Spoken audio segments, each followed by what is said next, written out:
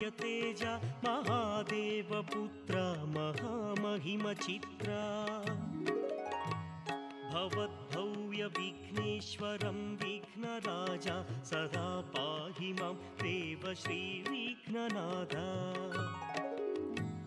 तनौ नागभूषं गणे पञ्चपुष्पं महादिव्यकायं दिक्पालाधिपालम्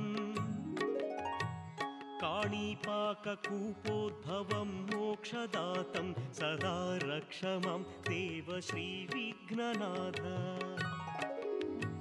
सदा श्रीकरं शुभकरं नाममन्त्रं सदा स्मरणमात्रेण विघ्नापहारम् पुनीतं पवित्रं महेशं सुपुत्रं सदा पाहि मां देव श्रीविघ्नराज। कूपस्थो निवासं काणिपाकक्षेत्रं महापापनाशं सदा सुप्रकाशं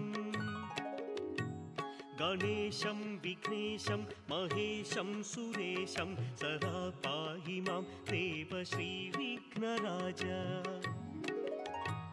गौरी आत्मजा मातृसेवानुपुत्रं कूपो संस्थितं नित्यक्षीराभिषेकम् पञ्चभूतादिविनुतप्रभावं सदा रक्ष मां देव श्रीविघ्नराज।